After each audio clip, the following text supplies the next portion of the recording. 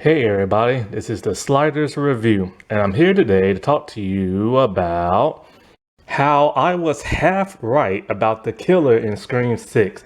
I am so happy my theory was partially right. See, last year, or maybe a year, or maybe 2 years ago, I can't remember when I posted this video, but it's somewhere on my channel. And after seeing Scream 5 and how pissed off I was at that movie, I thought to myself, wouldn't it be great if the killer in Scream 6 was Randy's sister and his twin niece and nephew, Mindy and Chad? I thought it was brilliant if they was to do that. You have Mindy, who is technically the Randy of, like, the franchise now, and then you have Chad, who's kind of just, I don't know, Chad. I'm not quite sure who exactly he is. I guess they're trying to make him the new Derek or whatever, but I'm still not quite sure like who he is. But anyway, I thought to myself, you know what? This would have been like amazing. You have Randy's sister who's pissed off about how her brother died. And her brother would never have died if he was never friends with Sydney and interacted with the group, went to that party, and then got killed or got stabbed that night and later shot. And then, of course, getting killed by Billy's mom in the second movie. Because I remember in the third movie, she had a weird vibe to her, like the way she kept looking at Sydney and stuff like that. It looked like she was kind of disturbed, kind of like throw the audience off, you know.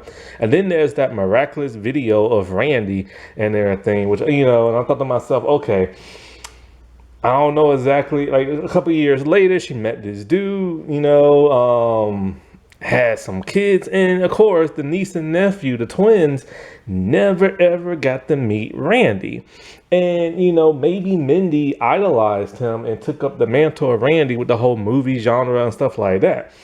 And so I thought to myself, wouldn't it be great to have an actual family being coerced by the mother to commit these crimes against Sydney and everything?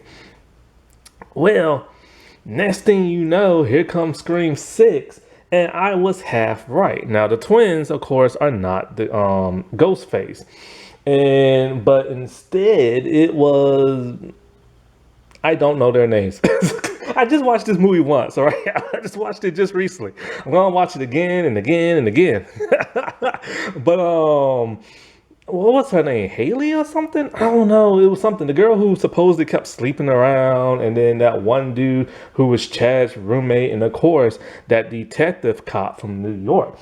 He was the mastermind, and he, brainwashed his kids into being serial killers. And I can't remember that dude's name from the fifth movie who was the killer. It starts with an R. It might be Reggie. It might be Richie. Richie, I think. And Richie, of course, was their older brother.